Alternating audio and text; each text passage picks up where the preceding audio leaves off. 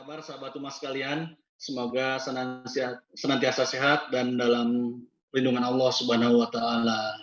Nah, di pagi hari ini kita akan bincang-bincang seru dan ini akan disiarkan juga di di UG UMA, juga ada di IG-nya Cari Ilmu. Buat teman-teman yang mau bertanya, boleh juga langsung ajukan pertanyaan, tinggal ketik di bawah ada kolom komentar, langsung aja ketik pertanyaannya. Nah, hari ini kita akan bahas sedikit kisi-kisi tentang Yuklas UMA yang akan mengusung tema Financial for Millennial. Modal 30.000 buat benerin keuanganmu bersama Coach Haris. Assalamualaikum Coach Haris. Waalaikumsalam warahmatullahi wabarakatuh. Mas Irman, apa kabar?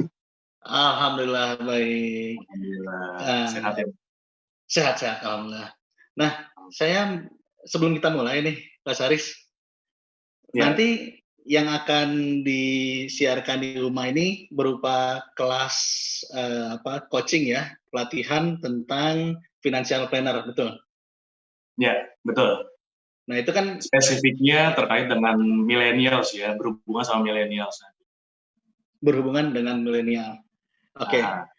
Kalau boleh tahu nih, sebelum nanti kita masuk ke lebih lanjut, kira-kira yang disebut dengan financial planning itu seperti apa sih? Oke, baik, terima kasih Mas Firman dan para sahabat UMA yang menyaksikan live, baik itu lewat platform IG-nya UMA maupun sobat-sobat ilmu, kita sebutnya ya di Cari Ilmu.id. Jadi memang ini topik yang menarik ya, karena saya bisa bilang bahwa sebenarnya kunci sukses nih dalam hal kita ingin mengelola keuangan dengan baik lah, itu biasanya dimulai dari kita pada saat pertama kali punya penghasilan. Nah, itu kan biasanya kalau pertama kali punya penghasilan berarti kerap diasosiasikan dengan generasi yang disebut sebagai milenial. Ya. Ibarat kita baik nih, kita terbiasa atau mungkin kita misalnya masih kecil, apabila kita ingin membiasakan diri kita untuk mengerjakan atau melakukan hal-hal yang sifatnya positif, itu akan jauh lebih efektif apabila kita melakukannya sedari dini kan. Istilahnya tuh dari zaman-zaman kita balita udah dibiasakan kebiasaan-kebiasaan baik ya. Terus pada saat kita menginjak kelas atau mungkin pendidikan dasar, kita udah dimulai untuk memiliki kebiasaan-kebiasaan yang lebih disiplin lagi, yaitu yang akhirnya membawa terus tuh kebiasaan itu sampai dengan kita nantinya menginjak usia yang lebih dewasa, mau itu di pertengahan usia sekolah maupun di perguruan tinggi atau bahkan nanti sampai dengan dia udah keluarga. Nah, begitupun dalam hal keuangan, Mas.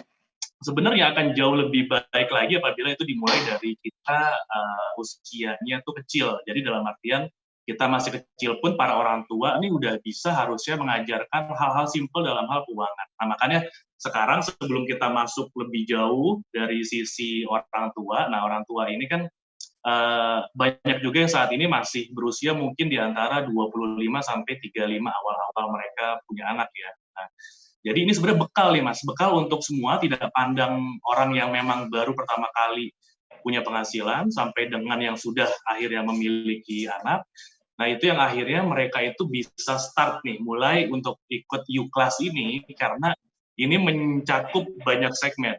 Apabila kita pertama sekarang posisinya sebagai first jobber, dalam artian kita awal-awal punya income, ini momen yang tepat. Karena apa? Tidak semua merasakan kondisinya ketika sekarang kita menghadapi krisis ekonominya kurang baik, terus mereka pas lagi momennya lulus kuliah atau mungkin awal-awal kerja ya. Terus mereka mungkin dapat sedikit banyak pembelajaran dari kondisi ekonomi sekarang terkait dengan nanti hubungannya sama personal finance mereka. Karena bisa jadi tiba-tiba hilang tuh sebagian income-nya mereka, tunjangan-tunjangannya dan komponen-komponen yang sifatnya variabel, atau mungkin hilang semua income-nya dan mereka tuh harus start lagi dari nol, ya kan? Nah, itu yang menyebabkan akhirnya saya merasa kita nih harus bersyukur ya untuk orang-orang yang merasa tuh sekarang ketemu nih momen seperti ini, sehingga ada banyak hal yang membuat mereka akhirnya punya momentum untuk terus mengupgrade diri, untuk terus akhirnya bersiap nih terhadap kondisi keuangan mereka tidak hanya memikirkan saat ini, tapi di masa yang akan datang juga. Nah, itu erat kaitannya dengan yang disebut sebagai ya perencanaan keuangan. Nah, itu kenapa ini penting banget kelas nanti ya tanggal 8 Juli yang nanti kita akan bawakan. Ini lumayan banyak sebelumnya materinya ini terkait dengan financial planning for millennials yang udah saya bawakan, Mas, dan kebanyakan nih mulai orang-orang itu, anak-anak milenial sadar. Akhirnya, oh ada tantangan-tantangan yang mereka hadapi. Terus mereka jadi tahu bagaimana mensiasatinya, karena ternyata bisa kok dia siasatin selama mereka tuh tahu ya cara-cara yang tepat dan efektif untuk tipikalnya nih generasi milenial, sampai dengan mereka kebanyakan masih bingung harus investasi kemana, mereka kebanyakan masih bingung harus memulainya gimana. Nah, memulainya itu yang nanti kita akan benar-benar buatkan guideline-nya supaya mereka tuh bisa take action soon setelah ikut UClass tanggal 8 Juli. Nah, kurang lebih gitu, Mas, awalannya lah. Sebelum nanti kita bahas lebih detail ya. Baik, Mas Haris luar biasa nih buat penjelasan di awalnya. Nah, buat sahabat Uma yang nanti ingin mengikuti kelasnya, bisa langsung buka di bannernya Uma, itu sudah ada linknya, tinggal daftar aja di situ. Itu acaranya nanti tanggal 8 bulan ini juga, mulai jam 1 siang sampai dengan jam 3 siang. Jadi jangan lupa buat teman-teman yang ingin belajar financial planner, bagaimana mengatur keuangan, harus ikutin kelas ini. Ya, pastiin daftar, jangan lupa. Oke, tadi kan dibilang sangat penting ya Mas Haris untuk perencanaan keuangan ini. Sejauh mana sih untuk umat muslim? Kita bicarakan umat ini mayoritas pengguna adalah umat muslim, begitu. Ya. Sangat penting nggak belajar financial planner bagi umat muslim atau juga teman-teman yang milenial nih? Oke. Nah, jadi untuk umat muslim memang kita nih sering kali terjerembab ya. Saya bisa bilang bahwa kita, kalau ditanya Mas Firman, saya, atau mungkin sahabat-sahabat Uma dan Sobat Ilmu dari Cakar Jadi, kalau ditanya kita dalam 24 jam, Mas, sehari ya, kira-kira itu menghabiskan waktu paling lama itu untuk kebutuhan apa? Kalau saya tanya balik nih ke Mas Firman, ya kita diskusi ya Mas ya, kira-kira. Untuk kebutuhan yang sifatnya, kan kita ada dua nih, kalau kita ngomongin hubungan kita dalam beragama, itu ada dua kewajiban kita kan, yang diatur dalam hal beribadah, jadi habluminallah kita, sama habluminanas kita atau urusan bermuamalah. Nah, kalau saya tanya lebih lama mana waktu kita sehari-hari dipakai, apakah untuk beribadah atau bermuamalah? Saya tanya ke Mas Firman nih. Ya, pasti muamalah, Mas. Ya? Masih belum, betul, kan? Kayaknya kalau untuk fokus di beribadah masih jauh mungkin ya. Betul, jadi maksud saya, siapapun Mas, mau ustadz sekalipun, mereka biasanya menghabiskan waktu yang wajibnya untuk beribadah, itu anggaplah soleh banget orangnya, sekali sholat itu plus ibadah sunnah plus tadarus itu 1 jam misalnya. Ya, kalau kita yang biasa-biasa aja mungkin ya 15 menit udah paling lama, ya kan, plus sholat sunnah plus kita wiritannya sampai dengan akhirnya selesai. 15 menit dikali 5 waktu, Mas, itu cuma 1 jam 15 menit. Sehari kita beribadah. Ya, urusan sisanya itu biasanya dihabiskan untuk urusan yang bersifat antar manusia, bermuamalah, dan kaitannya kalau udah antar manusia itu pasti terkait dengan bagaimana kita berinteraksinya, bagaimana kita mencari rezekinya, berbisnisnya, terus bagaimana kita akhirnya berurusan dengan institusi-institusi keuangan untuk misalnya ngelola kekayaan kita, bagaimana kita akhirnya bisa bekerja terus menghasilkan uang. Itu yang sehari-hari itu habis selama kurang lebih 12-13 jam. Ya, karena kalau saya hitung 8 jam misalnya, jam kantor, pulang pergi 2 jam, terus di rumah, belum lagi sekarang masih di teror bos, ya, Zoom segala macam, Zoom meeting, maka kurang lebih 15 jam itu sehari bisa habis untuk urusan bermuamalah. Pertanyaannya, kira-kira, kita selama ini fokusnya untuk urusan beribadah seolah-olah kita udah paling soleh banget, udah paling solehah. Ya, kalau misalnya kita udah selesai ibadah. Tapi ternyata di luar itu, Mas Firman, 15 jam yang urusan kita bermuamalah, ternyata itu pun banyak sekali panduannya, banyak sekali aturannya, banyak sekali guideline-nya, yang akhirnya membuat kita tuh, oh ternyata ketika saya harus berbisnis, ada loh aturannya menghindari hal-hal yang sifatnya dilarang agama. Oh ketika saya pingin investasi, ternyata ada aturannya agar saya terhindar dari goror, maisir, riba misalnya. Oh ternyata ketika saya ingin pakai produk perbankan, saya diminta untuk menghindari riba. Seringkali itu kelewat, miss. Jadi waktu 15 jam yang mayoritas kita pakai, itu kebanyakan kita gunakan untuk sifatnya urusan duniawi semata, tapi seringkali kelupaan bahwa ternyata itu banyak panduannya. Nah, bedanya kelas yang bikin spesial di U-Class nanti itu saya lebih menekankan sisi balancing-nya. Jadi kalau biasanya saya memainkan konsep financial planning for millennials dari sisi yang konvensional, dan sekarang kita masuk dari sisi dua-duanya ya. Jadi kita harus sadar bahwa ternyata kita harus bisa balance nih ya. Ketika kita hablum minallahnya bagus, maka hablum minannasnya pun sebisa mungkin harus bisa bagus juga ya, harus bisa yang sesuai dengan aturan dan arahan agama kita, agar yang 15 jam kita pakai sehari-hari itu sifatnya bukan sia-sia, sifatnya bukan banyaknya itu ke arah yang mudarat, sifatnya itu bahkan nauzubillah jangan sampai ke arah-arah yang haram gitu Mas Irmannya. Makanya kita nih akan bahas seru-seruan banget 2 jam, mudah-mudahan akan cukup ya. Kalau misalnya, saya biasanya open sih, kalau misalnya banyak yang nanya, yuk kita panjangin kelasnya, tapi kita batasin lah ya, lebih-lebih setengah jam masih oke lah gitu. Jadi pastikan nih sahabat-sahabat semua bergabung di kelas tanggal 8 Juli nanti. Saya akan banyak bongkar-bongkar di sana ya, terkait dengan dasar-dasar kita dalam bermuamalah juga, dan kaitannya nih praktikalnya terkait dengan konsep perencanaan keuangan itu sendiri. Gitu. Oke, masalah luar biasa ya. Berarti nanti yang akan diadakan di rumah itu kelasnya berbeda dengan yang sebelum-sebelumnya. Jadi ada balancing antara muamalahnya dengan ibadahnya. Begitu, secara Islamnya juga akan dibahas begitu ya Mas Karis ya? Betul, harus dong itu. Karena kita seringkali itu kelewat ya, yang tadi saya bilang. Jadi kita terlalu fokus beribadah seolah-olah kita udah menjadi muslim yang paling taat ketika kita sudah menyelesaikan hubungan hablum minallah. Padahal seringkali kita nggak sadar ya Mas, bahwa di Al-Quran pun ada Allah hanya akan menolong hambanya ketika hambanya itu hobinya juga sama, menolong sesama. Ya. Bahkan di satu riwayat juga ada sahabat Rasul yang mengatakan bahwa dia merasa sudah paling soleh nih, wanita gitu ya, ibadahnya sudah paling bagus, ternyata dia gagal nih masuk surga dalam sebuah riwayat. Karena apa? Membiarkan seorang kucing itu mati nggak dikasih makan, gitu loh Mas. Saking sebegitunya hubungan antar manusia, hubungan antar makhluk hidup itu diatur dalam Islam, yang membuat kita tuh nggak bisa semerta-merta tuh ngerasa kita paling taat, paling soleh ketika sudah berurusan dengan hablum minallah aja. Nah, padahal hablum minannasnya itu hubungan antar sesama makhluk itu yang cukup menentukan juga terkait dengan kita, bekal kita nanti di akhirat nanti. Mudah-mudahan saya juga masih belajar, tapi saya sekedar sharing aja nanti terkait apa yang saya tahu, bukan ustadz juga, jadi kita benar-benar sama-sama ngerasa ya kita inilah di posisi yang sama, kita sama-sama belajar nanti, mungkin sedikit yang saya tahu bisa memberikan inspirasi dan menggerakkan, nah itu yang paling penting ya, menggerakkan kita para umat untuk bisa bergerak lebih signifikan lagi.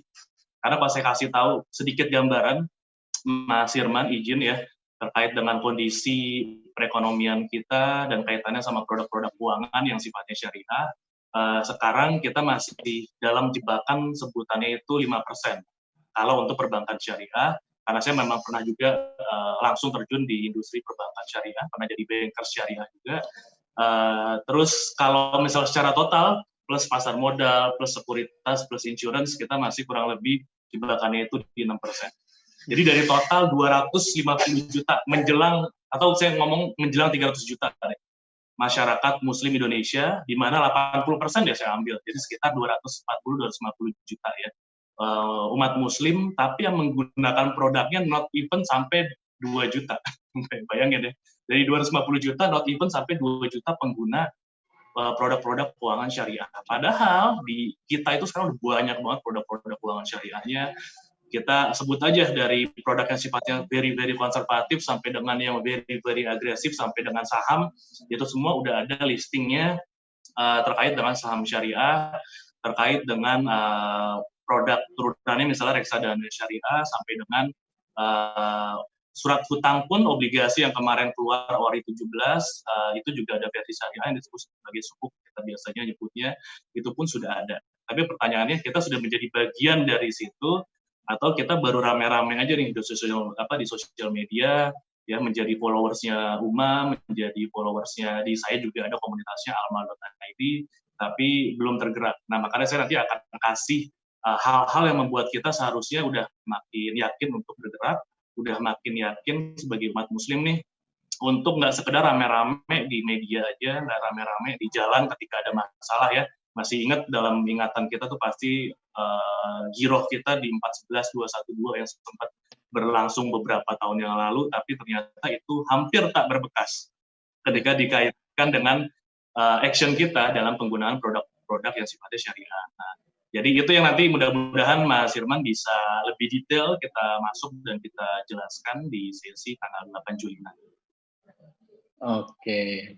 Jadi buat sahabat rumah sekalian, saya sampaikan sekali lagi, teman-teman bakalan rugi kalau nggak ikut kelas ini. Jadi pastiin daftar dari sekarang, karena waktunya tinggal sebentar lagi, tanggal 8 Juli, jam 1 siang sampai jam 3 sore. Oke. Nah, tadi juga akan membahas tentang giroh yang begitu menggebu-gebu ya, Mas Haris, dari aksi 411, 212, tapi pada pelaksanaannya, aplikasinya masih kurang, masih jauh dari harapan, bahkan secara finansial planner-nya juga masih belum menerapkan prinsip-prinsip Islam, mungkin begitu ya, Mas Haris? Benar. Oke. Nah, kemudian perencanaan keuangan yang baik itu seperti apa sih, Mas Haris? Kisi-kisi aja deh. Ya, karena kalau detailnya pasti nggak bukan cukup ya kita di live kali ini. Tapi intinya gini Mas, perencanaan keuangan yang baik itu adalah kita bukan berarti nggak boleh memiliki kesenangan saat ini ya. Tapi intinya adalah kita harus bisa menyeimbangkan kebutuhan saat ini dan juga nanti.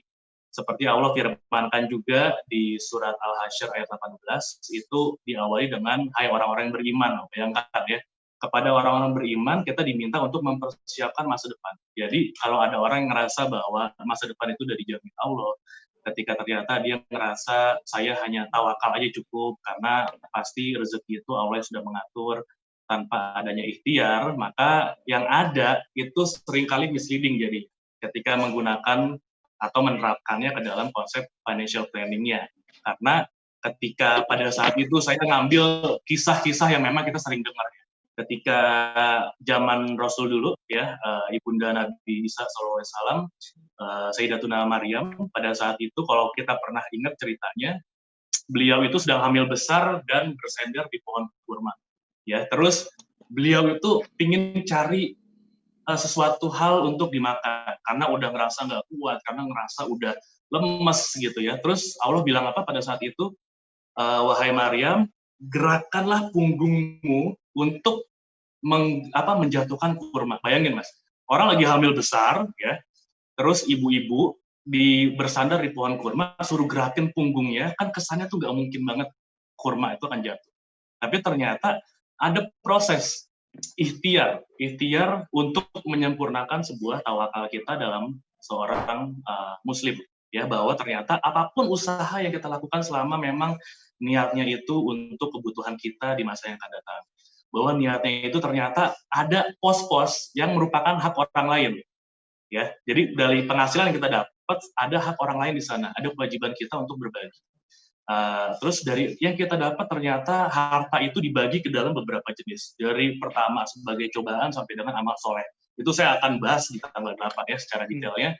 Tapi ketika kita nggak ngerti konsep itu, ujung-ujungnya itu kita ngerasa bahwa apa yang saya dapat itu yang saya pakai untuk kebutuhan saat ini. Apa yang saya dapat ngerasa tuh seolah-olah itu yang terus menjadi hal-hal yang harus saya konsumsi untuk kebutuhan saat ini. Nanti ke depannya toh saya masih kerja, nanti ke depannya toh saya ngerasa masih punya penghasilan, dan lain sebagainya. Jadi seolah-olah ngerasa overconfidence itu yang membuat kita akhirnya tuh seringkali nggak siap diri, nggak mawas diri. Ketika kondisi ekonominya sedang memburuk, kita akhirnya menyalahkan orang lain. Kita akhirnya menyalahkan keadaan. Dan nauzubillahnya kita akhirnya menyalahkan takdir Allah. Jangan sampai ya, itu udah bagian dari iman kita kan, qada dan qadar itu ketentuan Allah juga, apapun kita hadapi saat ini. Tapi itu yang kondisi saat ini Mas dihadapin juga para umat muslim. Mereka ketika tiba-tiba hilang sebagian penghasilan, ngerasa ya ini sebagai sebuah cobaan ke dia, atau mungkin dia dirasa menjadi seorang korban. Padahal Allah udah minta gitu ya, Allah udah menyuruh bahkan kita untuk mempersiapkan diri. Nah, pertanyaannya adalah persiapan jenis apa nih yang harus kita lakukan agar kita benar-benar bisa siap ketika kondisinya nanti krisis itu datang, ya. Ketika kondisinya nanti hal-hal yang sifatnya di luar kekuasaan kita itu hadir kepada diri kita, ya. Kita harus wajib berikhtiar, tapi kekuasaan Allah itu kita nggak bisa bendung, ya. Ada resiko-resiko yang bisa berpotensi menimpa diri kita sebagai umat Muslim, tapi kenyataannya kita masih punya kewajiban untuk menafkahkan istri kita apabila nanti kita ternyata terkena resiko, menafkahkan anak kita dari awalnya dia pendidikan dasar sampai dengan menikahkan itu masih kewajiban orang tua. Nah, hal kayak gitu tuh sering kita nggak sadar nih Mas. Biasa ya urusan muamalah tadi yang kita sering menganggap itu sesuatu hal yang bukan prioritas. Prioritas kita hanya sekedar ibadah. Nah, jadi benar-benar dari situ kita harus sadar bahwa banyak hal yang ternyata kita sering lewat dan mungkin ini sebuah teguran buat kita. Teguran buat diri kita yang lalai selama ini, tapi alhamdulillah ada momen kayak gini kan.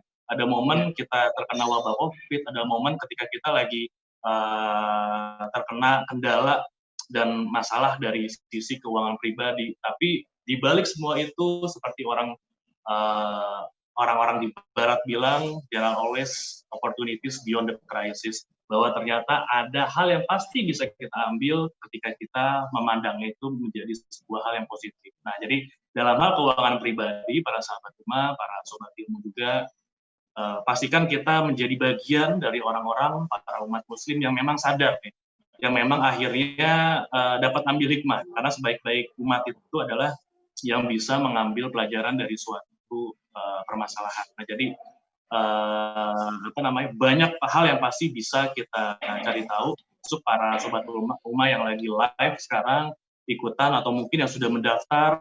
Saya yakin banyak dari kita yang sudah semakin sadar ya bahwa inilah saatnya untuk kita lebih fokus kepada pengembangan diri, untuk kita lebih fokus kepada hal-hal yang sifatnya investasi itu bukan cuman jasmani aja, tapi personal development-nya juga ya, rohani kita, personal development dari leher ke atas itu juga terus kita isi, kita update sehingga kita jadi umat muslim bukan hanya umat muslim yang memang rame-ramean aja, girohnya itu ya cuma sekedar seringkali tersentak ketika berkaitan dengan urusan agama, tapi kita juga harusnya udah benar-benar bisa tergerak nih Mas dalam urusan-urusan yang berkaitan dengan bermuamalah tadi kepada sesama, khususnya kepada diri kita dulu deh sama keluarga kita. Gitu ya. Once itu udah beres, masing-masing dari kita udah sadar bahwa ada hal-hal yang lebih penting lagi, ada hal-hal kewajiban kita yang nggak bisa kita tekan ya dari sisi ya kita harus tetap punya kemampuan ya karena tangan di atas jauh lebih baik daripada tangan di bawah. Jadi ketika kita lebih mampu, maka kemampuan kita untuk berbagi akan jauh lebih besar dan itulah ladang amal kita bukan hanya di dunia tapi di akhirat. Gitu Mas. Oke. Tadi menarik banget yang disampaikan sama Mas Karis nih terkait banyaknya sahabat-sahabat kita di luar sana yang terkena dampak dari COVID-19 ini. Kan banyak yang dirumahkan, kemudian yang mengalami masalah finansial. Kira-kira dari sudut pandang financial planner, itu ada nggak sih Mas yang bahas perbedaan-perbedaannya tentang financial planner bagi yang jobless atau awal menjadi pekerja dan yang sudah bekerja, itu ada nggak sih? Ya, secara pembagiannya kita biasanya memang membagi ke beberapa profesi ya, tapi namanya pengelolaan keuangan Mas ya. Jadi kita sebenarnya di sini fokus kepada hal-hal yang sifatnya kita sudah punya dan kita harus mengelola kemana sebenarnya secara rincinya. Tapi dalam Islam itu diatur dari hulu ke hilir sebenarnya. Jadi untuk di sini semua yang sudah menggunakan produk perbankan syariah, yang sudah berbanking secara syariah, menggunakan asuransi syariah, investasi di surat utang syariah, reksadana syariah, sampai dengan masuk ke saham-saham yang sifatnya syariah, itu ternyata baru bagian kecil aja nih, bagian kecil dari sebuah financial planning yang fokusnya di syariah. Karena itu baru hilirnya aja, hilirnya itu penggunaan produk keuangan. Tapi ada hulunya juga Mas. Hulunya itu dari benar-benar wealth creation-nya istilahnya, bagaimana kita bisa menghasilkan income dari sebuah pekerjaan, dari sebuah bisnis yang harus sifatnya itu syariah, dalam artian terbebas tadi dari unsur-unsur yang haram ya. Terus bagaimana kita ngelolanya, ngelola itu berarti ada dua nih, ada yang disebut sebagai wealth accumulation, itu untuk long term ya, ada juga wealth preservation-nya, itu dalam bentuk short term-nya. Jadi short term-nya itu kita ada beberapa kewajiban juga, bahwa ternyata investasi itu bisa jadi kita masukkan ke prioritas selanjutnya, tapi kita harus memprioritaskan apa yang ada sekarang untuk kebutuhan, salah satunya emergency. Ya seringkali kita nggak sadar.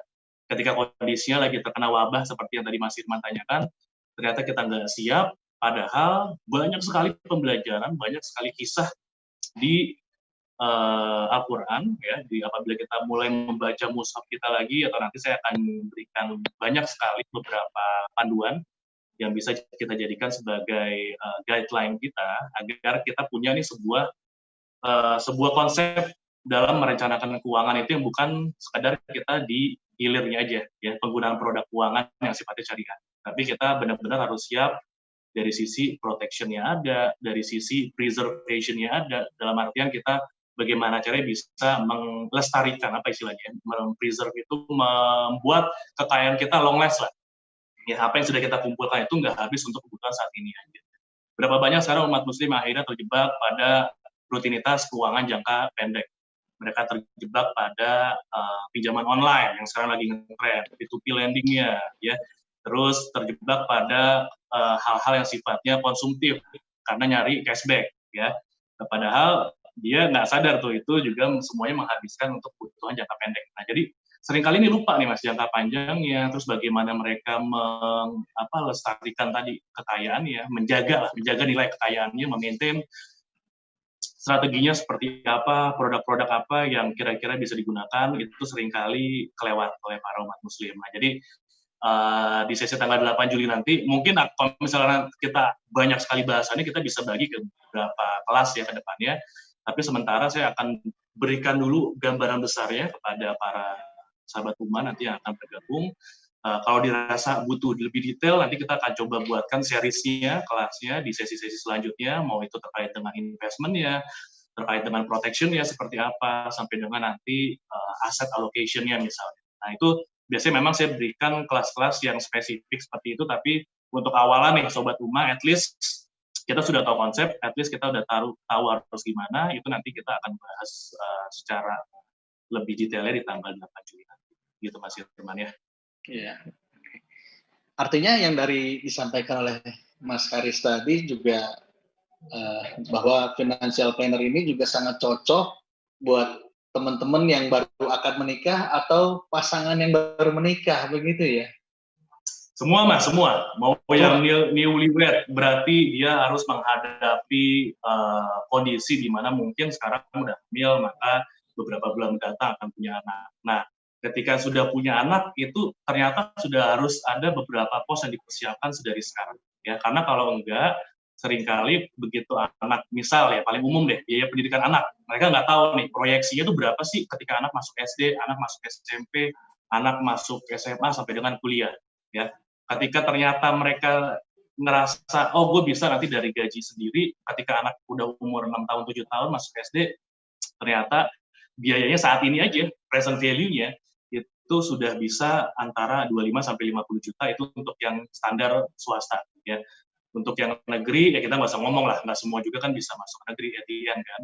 Jadi kita harus tahu nih, 50 juta itu bukan ujuk-ujuk angka dari langit datang, kita bisa proyeksikan, kita bisa tahu inflation rate-nya di Indonesia itu berapa, on average, kita bisa hitungkan kira-kira present value itu kalau diasumsikan 6 tahun, 7 tahun lagi, future value-nya itu jadi berapa, ditambah dengan inflation rate-nya tadi, asumsinya, plus kita bisa tarik mundur, saya kebutuhan investasinya berapa. Jangan kaget kalau ternyata kebutuhan investasi untuk anak masuk SD 6-7 tahun lagi, 50 juta awal masuknya, ternyata kita dengan beberapa ratus ribu aja setiap bulan, kita udah bisa achieve itu. Untuk anak kuliah, yang sekarang biaya kuliahnya 100-200 juta selama 8 semester ya, 4 tahun, itu angka 200 juta 17 tahun lagi ketika anak kita sekarang baru lahir masuk kuliah, maka future value-nya bisa jadi 2M, 3M, nilai nanti 17 tahun. Ternyata nilai 2 miliar, 3 miliar itu kita tarik mundur, cukup beberapa ratus ribu aja kita investasikan, selama itu kita fokus dan rutin. Nah, hal-hal kayak gitu yang seringkali kita miss. Sehingga ketika nantinya anak itu mulai masuk sekolah, kita akhirnya gagal untuk membayar biaya awal atau mencari-cari biaya dengan berhutang, ya kan? Akhirnya kita terjebak dengan tadi utang-utang yang sifatnya tanpa agunan, utang-utang yang sifatnya sekarang banyak pakai pinjaman online yang secara bunganya itu udah Masya Allah luar biasa, bisa sampai 2% sehari ya. Jangan sedih, Mas Irmannya 2% sehari. Jadi sebulan itu bisa 24%. Ya, 24% sebulan berarti setahunnya hitung sendiri berapa ratus persen, ya kan? Nah, jadi kalau kayak gitu terus yang kita hadapin ya nggak pernah selesai, Mas. Kita hidup itu terus dicekokin sama produk-produk yang kita sendiri nggak tahu sifat kesyariahannya itu seperti apa. Terus kita pun nggak tahu bagaimana untuk bisa menyikapinya. Bagaimana kita bisa menghindarin atau at least lah kita ngelola aset kita supaya kita terhindar dari hutang-hutang yang sifatnya tadi konsumtif plus ribawi, nauzubillah ya. Jadi kita benar-benar harus jaga itu dan nggak ada cara lain selain kita belajar sedari sekarang ya. Apalagi tagline-nya Uma nih udah sangat merakyat banget dengan berapa Mas 3 ribu ya, kita sudah bisa ngelola keuangan. Waduh, luar biasa. Biasanya nyelenggarain kelas kayak gini minimal ratusan ribu kalau online ya. Kalau misalnya kita offline itu minimal 1 juta. Jadi sekarang udah sangat-sangat ini banget ya, egaliter banget, populis banget nih program dari UMA. Jadi mudah-mudahan kita bisa meramaikan nanti UKLAS tanggal 8 yang nanti akan saya share. Banyak sekali materi yang bisa saya share, tapi kita fokuslah kepada financial planning for millennials. Jadi millennials ini nggak melulu terkait dengan umur ya, Mas. Karena millennials itu ketika kita sekarang merasa masih muda, atau mungkin kita ngerasa bahwa kita sekarang dalam kondisi di mana kita belum sepenuhnya matang dalam artian karir kita itu belum di peak-peaknya, maka kita masih bisa masuk kepada segmen yang millennials juga. Karena pengelolaannya itu harus benar-benar efektif ya. Kalau nggak efektif dan satu lagi efisien itu berarti apa yang kita keluarkan sekarang kan harus ada value-nya, ya kan? Kalau di kondisi saat ini tuh kayaknya every spending itu counts gitu lah. Jadi istilahnya tuh setiap rupiah yang keluar itu harus dihitung banget karena berharga banget buat kita kondisi sekarang. Nah, ketika kita nggak bisa kayak gitu, maka yang keluar ya udah kita masuk ke produk-produk yang ternyata beda, nggak sesuai sama tujuan kita, ya sehingga jadi nggak maksimal. Kita masuk ke beli-beli produk yang ternyata kita pun nggak butuh. Nah, ternyata nggak semua produk keuangan kita butuh. Nah, itu nanti saya akan jelaskan di tanggal 8 nanti terkait dengan produk-produk apa sih yang sebenarnya kita sesuai, apa yang kita bisa prioritaskan kita punya, sehingga kita nggak bingung nih. Kita sebagai muslim tuh nggak overwhelmed. Kita seolah-olah tuh punya semua produk keuangan syariah, tapi semuanya kita pengen beli. Nggak juga, karena semua itu kita butuh, makanya kita harus tahu dulu kebutuhan kita itu apa, produk apa yang sesuai sama kondisi kita saat ini, dan tujuan kita nanti di masa yang akan datang, terus bagaimana supaya kita benar-benar punya spending-nya tadi itu benar-benar value for money, supaya efisiennya itu seperti apa. Karena salah beli produk bisa jadi kita mengeluarkan biaya yang jauh lebih besar dibanding kebutuhan kita. Biaya yang jauh lebih besar otomatis membuat kita menjadi boros. Boros itu temannya setan. Gitu lah ya, Mas Irman. Oke, sahabat Uma, jadi buat sahabat Uma sekalian yang penghasilannya masih mungkin bisa dibilang pas-pasan atau masih UMR, jangan sampai salah persepsi bahwa dengan penghasilan yang pas-pasan pun kita tetap bisa menabung loh, dengan angka ratusan ribu itu bisa untuk pendidikan anak di masa depan. Jadi kelas ini harus teman-teman ikutin karena bagus banget, bakal keren banget lah hasilnya nanti ke depan. Nah, sebelum kita lanjut nih, Mas Karis, ada 2 pertanyaan dari sahabat Uma. Yang pertama itu ada tuyulyahoo.co.id. Ada rekomendasi investasi syariah yang aman saat ini. Apakah itu? Dikit aja. Ya, kalau investasi syariah, saya bisa bilang bahwa semua jenis investasi, mau yang konvensional sampai yang syariah, tidak ada satupun yang bebas dari yang namanya risiko. Ya, catat ya, tidak ada satupun instrumen investasi yang bebas dari risiko. Nah, makanya kita harus tahu resikonya tuh apa, ya. Kita beli instrumen yang istilahnya risk-free asset dari pemerintah. Itu pun nggak ada yang juga bebas dari risiko. Yang paling minim resikonya itu berarti ada resiko yang disebut sebagai resiko inflasi. Dalam artian investasi kita itu tergerus nilainya tetap karena adanya inflasi. Nah, jadi kalau ditanya yang paling aman, saya balikin dulu ke sahabat yang nanya, amannya itu seperti apa? Apakah berarti secara nominal nggak berubah? Yaitu, apakah itu definisi aman? Kalau menurut saya itu nggak aman juga. Karena ternyata secara value-nya turun, Mas. Secara value-nya itu akan kalah dengan yang disebut sebagai inflasi.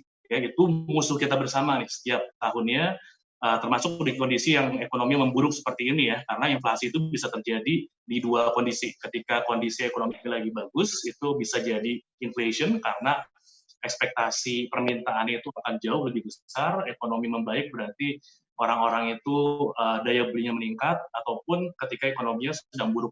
Ya, orang-orang kondisinya lagi kayak kemarin panik buying, maka supply-nya jadi turun. Terus ketika ekonomi memburuk juga, produksinya menurun sehingga supply-nya pun sedikit. Ketika supply sedikit, harga pun naik. Nah, jadi ada dua sisi yang bisa menyebabkan harga-harga barang itu naik. Nah, ketika kita ingin cari investasi yang aman, maka jawabannya akan balik lagi pada diri kita.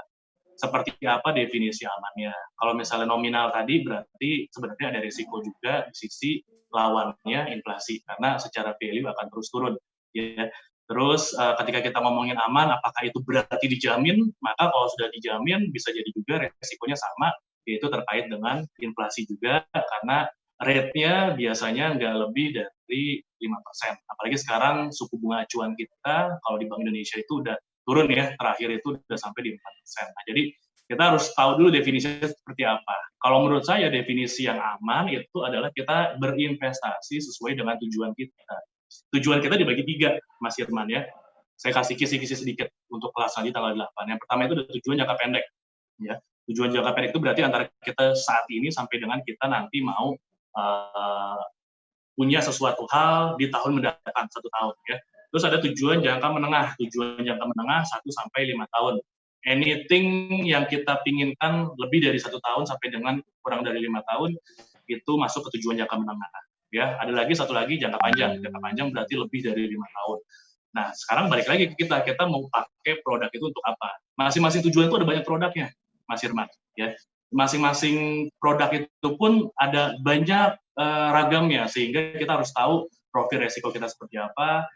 Terus kita itu sekarang ini sudah di tahap mana investasinya yang kita punya, sampai dengan kita tuh punya dana berapa. Nah, itu semua akan nanti mempengaruhi keputusan kita dalam berinvestasi. Nah, makanya kalau misalnya saya jelaskan di sini pasti akan banyak pertanyaan. Nah, itu yang nanti kita akan diskusi pada saat sesi tanggal 8 Juli, karena di kelas itu nanti kita akan interaktif. Saya lebih senang kelas itu interaktif ya, kita komunikasi supaya dua arah. Jadi kalau dua arah itu biasanya banyak ilmu yang lebih bisa didapat dibandingkan cuma satu arah. Gitu, Mas Irman ya. Tapi kurang lebih kayak gitu ya, terkait dengan pertanyaan investasi aman. Saya kembalikan dulu definisinya seperti apa, terus saya kembalikan dulu kira-kira apa yang sekarang ini sudah dilakukan, profilnya dari penanya itu seperti apa, sampai dengan seberapa jauh ingin memiliki tujuan keuangannya dan tujuan apa yang ingin dicapai. Nah, itu semua saling berkaitan pertanyaannya untuk menentukan investasi apa yang pas. Baik. Jadi mudah-mudahan buat sahabat tuyul yahoo.co.id bisa jadi sedikit bocoran. Pastiin ikutin kelasnya. Nanti hari tanggal 8 jam 1 siang. Daftar dulu, jangan lupa nanti langsung masuk aja ke bannernya Uma, daftar di situ, kemudian setelah registrasi kita bisa ikutin kelasnya tanggal 8 nanti. Oke, untuk pertanyaan berikutnya nih dari sahabat Uma, masih nyambung dengan yang tadi mungkin Mas Haris, perencanaan keuangan jangka pendek, tapi ini bentar lagi, dari catatan si Boy, sekarang ini lebih baik beli kambing atau invest Mas Haris? Beli kambing atau? Investasi. Investasi atau beli kambing. Nah, begini Mas, saya ngelihatnya gini ya. Jadi ada dua pola pikir nih harus kita luruskan dulu ya. Jadi investasi itu berbeda dengan kita mengelola kekayaan atau aset kita ya. Misal sebagai contoh ya, saya sekarang punya kendaraan misal mobil atau misalnya motor lah, ya kan. Ini bisa jadi dua mas, ini bisa jadi barang, bisa jadi investasi ya. Barang ketika itu ternyata si mobil atau kendaraan kita tadi kita pakai untuk kebutuhan sehari-hari kita untuk mobilitas, kita pergi kerja ya, kita untuk mobilitas misalnya kita ke kantor, itu bisa jadi barang yang enggak kita bisa nikmatin hasilnya. Tapi bisa juga jadi kedua nih, investasi. Ketika ternyata mobil itu kita gunakan misal untuk jadi media transportasi online. Ketika ternyata kendaraan itu kita pakai untuk kita sewa-sewakan ya. Jadi dua hal yang berbeda. Sekarang pertanyaannya kambing itu mau diapain kan? Investasinya mau kita beli untuk kita nanti kurban, itu investasi kita urusannya sampai di akhirat nanti ya, karena kewajiban kita. Atau kambing itu mau kita beli yang banyak, kita ternak kambing untuk kebutuhan nanti Idul Adha. Nah itu dua hal yang harus dijawab dulu, kira-kira mau untuk apa. Kalau misalnya tadi yang kedua, maka itu investasinya saya bisa bilang jangka pendek ya, selama sudah tahu marketnya, selama kita tahu bahwa memang kita nggak ikut-ikutan ya. Saya nggak pernah menyarankan investasi itu ikut-ikutan, harus ada expertise-nya, karena nggak mudah juga kita punya bisnis yang sifatnya real. Maka kalau misalnya ternyata sudah tahu alurnya, ya nggak apa-apa sebenarnya, itu peluang mas. Jadi bisnis itu ada yang bisnisnya memang musiman, ada yang bisnisnya itu reguler, ya kan. Dan itu nggak ada salahnya kita masuk ke bisnis-bisnis yang sifatnya musiman. Gitu. Jadi kalau ditanya lebih baik apa, ya dua-duanya tuh punya plus minus gitu ya. Jadi kalau misalnya kita masuk ke investasi ke sektor keuangan, kita nggak bisa expect jangka pendek, ya kan. Kita pasti ngelihatnya itu dalam kurun waktu tertentu lah, 3 bulan, 6 bulan, terus dari situ ada juga kelebihannya, berarti uang kita relatif tadi aman ya, karena nggak ada resiko ketika ternyata kalau kita beli hewan ternak, ada resiko ketika hewan itu mati atau nggak laku terjual dan lain sebagainya. Nah jadi tinggal at the end nih balik lagi pada profil kita. Profil kita sebagai investor itu seperti apa. Ya kalau misalnya kita ngerasa kita yakin mampu, kita sudah tahu, maka itu bisa dilakukan. Dan saya nggak pernah menyalahkan, ya itu opportunity kalau menurut saya. Opportunity ketika kondisi ekonomi memburuk seperti sekarang kita jadi bisa bisnis, itu opportunity. Ya. Ternyata jadi pada hobi masak, ketika ternyata justru jadi punya bisnis sampingan di rumah, itu alhamdulillah berarti ada hal-hal yang sifatnya bisa dilakukan ketika masa pandemi ini. Tapi kenyataannya kan ada juga di sebagian orang yang mereka tuh masih nggak bisa bisnis. Ada juga di sebagian orang yang mereka masih mikir gue investasinya itu baru bisa kecil-kecil lah, ya kan mas, karena investasi sekarang itu kan kalau misalnya tadi real, otomatis juga modal lebih besar kebutuhannya kan, kita nggak ngomongin yang ratusan ribu atau bahkan jutaan, bisa jadi puluhan ratusan juta. Nah makanya balik lagi kepada kita, kemampuannya seperti apa, profil diri kita seperti apa, sampai dengan nanti apakah kita sudah tahu nih setiap investasi itu fitur plus resikonya itu seperti apa gitu. Itu yang nantinya akan bisa menjawab mana yang lebih baik gitu ya mas ya, karena nggak ada investasi yang paling baik, yang ada itu ya investasi yang sesuai sama kebutuhan dan tujuan kita. Oke. Nah sebelum lanjut lagi nih pertanyaan berikutnya, kayaknya dari sahabat rumah juga masih penasaran, Mas Haris ini background-nya seperti apa sih, kok akhirnya bisa jadi seorang financial planner seperti itu? Ya. Apa background saya awalnya sampai dengan sekarang? Waduh, kalau ditanya profesi, awalnya saya meyakini bahwa apa yang kita sukai itu potensi jadi the next profesi kita ya, atau mungkin career path kita. Nah awalnya mas saya itu suka sama duit ya, jadi kalau ditanya mungkin di sini semua sama ya, suka sama duit ya. Nah tapi ternyata nggak cukup sampai situ, saya suka sama duit tapi saya menghadapi masalah pada saat itu banyak sih. Jadi lingkungan sekitar saya itu termasuk keluarga ya pada saat itu cukup ini juga mengagetkan ya, buat ternyata ada masalah di hutang, kartu kredit juga pernah, terus masalah di pembagian waris misalnya orang tua kakek saya. Sampai akhirnya tuh saya belajar nih apa sih yang membuat ini semua menjadi masalah gitu. Terus solusi apa yang kira-kira bisa dihadirkan supaya hal-hal kayak gitu tuh bisa diminimalkan lah ya, kita nggak bisa menghilangkan seluruhnya, namanya resiko itu yang bisa kita kelola, bukan kita hilangkan ya kan. Nah ngelola resikonya itu gimana? Oh ternyata ada ilmunya.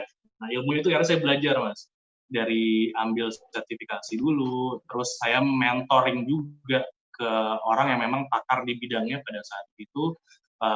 Itu salah satu juga yang bisa kita lakukan ya ketika sekarang kita ingin mulai berbisnis, ketika kita sekarang ingin masuk ke profesi yang memang kita sukain, maka coba cari mentor kita. Maka cari ketika kita punya usaha, cari mentor yang memang sudah ada di usaha itu dan sudah sukses.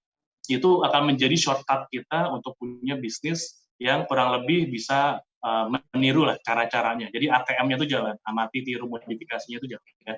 Terus ketika kita sudah masuk ke sana, ya tinggal kita dalemin terus ilmunya, jangan ngerasa puas dengan apa yang ada di diri kita, jangan ngerasa puas dengan apa yang sudah kita pelajari dan kita dapatkan, tapi terus upgrade ilmu. Karena sampai sekarang pun ya saya masih honestly belajar terus, saya masih honestly ya keluar uang buat investasi dari leher ke atas ini Mas. Jadi saya investasi upgrade ilmu karena ya tadi ya dunia itu kan berubah dan dinamis sekali pergerakannya. Jadi ketika kita kemarin ngomongin jasa training secara offline, ketika dipaksa lagi begini, maka semua pindah ke online. Nah, pindah ke online itu seperti apa yang efektif, ya kita pun harus belajar. Jadi kita pun harus open nih terhadap kondisi-kondisi new normalnya istilahnya, yang sekarang itu sedang kita gaung-gaungkan. Nah, ketika itu sudah ada sekarang, sudah tahu passion dirinya, sudah tahu kesenangannya, tahu arahnya harus di mana, ya.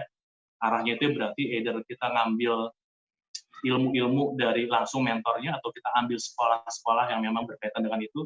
Jangan pernah takut karena itu bagian dari ini kita investasi kita juga, ya, investasi yang tidak hanya berkaitan dengan material, tapi imaterialnya itu adalah pengetahuan kita, ya, kemampuan kita untuk ngembangin apa yang sudah sekarang kita punya, kemampuan kita untuk adapt ke kondisi-kondisi yang memang berbeda dari apa yang tadinya normal sekarang menjadi sama sekali bisa berbeda, ya, yang kita sebut sebagai tadi new normalnya itu ya kita harus adaptasi juga. Jadi balik lagi Mas Irman harus cek dulu kondisi dirinya, apa yang disukain, cari mentornya, ambil pendidikan yang memang mungkin mendukung untuk itu sampai dengan praktek, ya. Praktek itu yang nantinya akan menentukan. Karena learning by doing itu yang nantinya akan melatih kita ya jadi apa yang kita harapkan, bukan hanya sekedar kita belajar terus, ya, kita ngekor terus, tapi juga kita langsung praktek. Oke, jadi mudah-mudahan bisa menjawab ya pertanyaan dari sahabat Uma yang masih bertanya-tanya, Coach Haris ini siapa sih, background seperti apa? Tadi kan ternyata pernah juga loh ngalamin masalah-masalah finansial. Jadi mudah-mudahan nanti ketika sesi Yuklas nanti bisa menjawab pertanyaan dari sahabat Uma sekalian. Nah, ada satu pertanyaan lagi nih dari Mang Daulat. Mas Haris, kalau misalkan saya punya modal sekitar 10 juta, apakah tepat untuk memulai bisnis berskala UMKM atau lebih baik disimpan dalam bentuk cash sebagai cadangan tabungan? Pertanyaan saya balikin, udah punya cash buat cadangan tabungan belum? Ya, kalau misalnya ternyata belum punya, ya harus punya dulu, ya, karena bisnis itu pasti full of uncertainty, dalam artian ketidakpastiannya itu sebuah keniscayaan. Ya, jadi kalau kita ngomongin baik mana, ya baik punya emergency itu penting, ya. Terus ketika emergency sudah punya, baru kita bisa nentuin langkah-langkah apa yang harus dilakukan agar si uang tadi itu benar-benar bisa efektif pengembangannya, ya. Kalau misalnya kita mau start bisnis, apakah bisnisnya itu kita sudah tahu strategi. Jadi ini sebenarnya nggak ada, saya nggak bahas spesifik ini di kelas, ya, karena biasanya itu kalau kita ngomongin ini tuh biasanya di kelas-kelas yang lebih ke entrepreneurship, ya. Tapi saya kasih sedikit guideline aja di sini bahwa ketika kita sedang menghadapi kondisi seperti sekarang, maka kita nggak hanya sekedar moving from offline to online platform, ya, tapi juga kita harus punya strategi-strategi yang berhubungan sama pemasaran dalam kondisi krisis atau marketing in crisis, ya. Online itu penting, tapi ternyata orang itu nggak sekedar sekarang bikin carinya online. Ada value apa yang bisa ditawarkan dari bisnis yang kita punya, ya kan? Terus sudah sejauh mana kita bisa mengeksplor apa yang ingin kita jual. Karena orang ingin tahu Mas sekarang, concern terhadap kesehatan itu jauh lebih penting, ya, orang kalau nggak sakit-sakit banget pasti nggak mau ke rumah sakit, makanya sekarang pasti rumah sakit sepi, karena kemarin juga saya dari rumah sakit pun nggak terlalu ramai ya, karena sekarang orang ngejaga banget untuk interaksi langsung, apalagi masuk ke rumah sakit. Jadi kita harus benar-benar tahu banget marketing krisisnya itu strateginya seperti apa, dari explore produk kita, value-nya apa namanya, menekankan pada kehidupannya itu sebagaimana, sampai dengan akhirnya kita mau deliver apa nih yang bisa meng-cover kebutuhan orang di masa seperti sekarang ya. Itu akan panjang banget sih penjelasannya untuk yang tadi. Untuk lebih jelasnya mungkin bisa DM saya aja ya pribadi, bisa ke IG atau apa namanya akun sosial media saya di m.karisma, atau mungkin lewat rumah juga bisa. Nanti kita bisa dari ikut kelas kita bisa explore kemana-mana nantinya palingan gitu Mas. Oke. Nah, nanti jangan lupa teman-teman, sekali lagi saya ingatkan, hari Rabu tanggal 8 itu akan ada UKAS dari Uma dengan judul modal 30.000 buat benerin keuanganmu. Nah, sekali lagi, mungkin ada satu pertanyaan lagi nih. Dalam dunia financial planning, lebih penting mana, gelar akademik atau sertifikasi? Mungkin bisa diceritain sedikit dari Mas Karis. Oke. Akademik saya sudah pelajarin, sertifikasi saya sudah ambil. Dua-duanya punya kelebihan, tapi kalau ingin berpraktek ya itu wajib punya sertifikasi. Kalau menurut saya ya, Mas Firman ya, ingin berpraktek berarti ya kita bukan hanya ngerti teori, kita bukan hanya bisa mempraktekkan untuk diri sendiri, tapi juga bisa membantu orang lain ya. Kalau niatnya seperti itu, maka ambil sertifikasi menjadi tepat ya. Nah, jadi pertanyaannya kan banyak orang yang sekarang tuh ambil sertifikasi itu berapa, kan biayanya tuh relatif mahal ya, jutaan gitu. Jadi teman-teman di sini sahabat rumah bisa mulai dengan ambil ya seperti ini, kelas-kelas kecil ya, dari hal-hal yang sifatnya mungkin umum dan apa namanya bisa kena 1-2 hal yang masuk ke diri kita.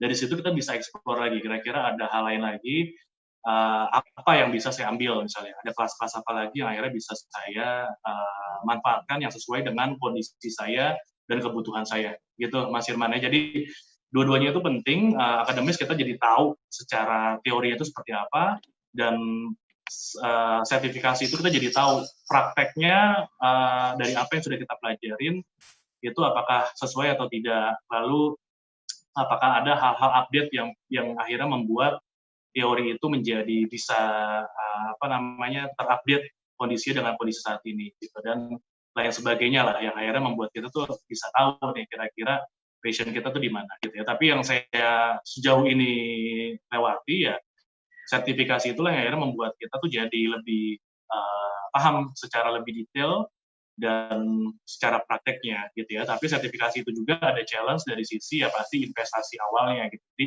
teman-teman di sini ya silakan aja ambil di banyak kelas yang diselenggarakan oleh UMA, atau lebih spesifiknya mungkin bisa cek juga di cariilmu.co.id, karena di situ banyak kelas-kelas satuan di luar yang for millennials, itu juga bisa teman-teman dapatkan di sesi kali ini gitu ya. Nanti kedepannya kita akan sama-sama sharing terkait dengan banyak hal, tapi untuk fokus yang financial planning for millennials-nya yang akan kita pelajarin seperti yang mungkin sudah ada di bannernya atau poster-poster yang sudah ada di post di sosial medianya UMA ya, kita akan terkait dengan bagaimana ngatur cash flow kita harus tahu kira-kira tantangan-tantangan apa nih. Jadi semua harus diawali dengan masalah dulu, masalahnya itu apa yang sedang dihadapin, baru kita coba cari sisi solusinya. Nah solusinya apa, nanti itu akan masuk terakhir ke produk keuangannya. Ya. Ketika kita sudah tahu produk keuangannya, maka ya ternyata penghasilan berapapun insya Allah akan cukup untuk kebutuhan hidup, tapi penghasilan setinggi apapun tidak akan pernah cukup untuk gaya hidup. Itu mungkin penutup dari saya di sesi kali ini untuk kita tahu nih, kira-kira permasalahannya di mana agar kita jadi fokus. Oh, selama ini saya kebanyakan untuk gaya hidup. Oh, kebanyakan saya untuk hal-hal konsumtif. Kalau masih bingung juga ya udah langsung aja, nggak usah ragu-ragu, dengan 35.000 bisa beresin keuangan kita. Luar biasa sekali. Baik, terima kasih banyak atas sharingnya di pagi hari ini. Buat sahabat Uma, jangan lupa investasikanlah mungkin sedikit uang dari sahabat Uma sekalian untuk mendapatkan ilmu-ilmu yang bermanfaat dari UMA dan juga dari narasumber yang sangat begitu berkualitas. Masih banyak sekali kelas-kelas yang akan diadakan di UMA. Dan mungkin yang terdekat ini tanggal 8 ada Financial Planner for Millennial bersama dengan Coach Haris hari Rabu tanggal 8 Juli 2020. Pastikan teman-teman semua bisa ikut kelasnya karena akan mendapat sekali banyak manfaat dari training kita di tanggal 8 nanti. Betul ya, Coach Haris ya? Yes, betul, Mas Firman. Sampai ketemu tanggal 8 ya, insya Allah silaturahminya berlanjut untuk sahabat-sahabat umat. Siap. Sampai ketemu sahabat umat di tanggal 8 nanti. Mudah-mudahan hari ini menjadi manfaat buat kita semua. Jangan lupa daftar. Selamat pagi. Wassalamualaikum warahmatullahi wabarakatuh. Waalaikumsalam warahmatullahi wabarakatuh. Kita terlahir untuk mencari jalan yang lurus. Dalam mendapatkan pengetahuan, dalam mencari pengalaman, dan dalam mengemban amanah untuk menjadi manusia yang lebih baik. Namun, dalam perjalanan kita, dunia tidak selalu sejalan dengan keyakinan.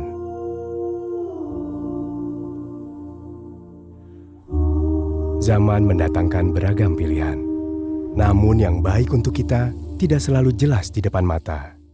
Karena itu, UMA hadir untuk kita sebagai penunjuk arah yang insya Allah memberi pencerahan, dan sebagai sahabat yang insya Allah senantiasa mengingatkan dalam perjalanan kita pulang menuju jannah. UMA, teman ibadahmu.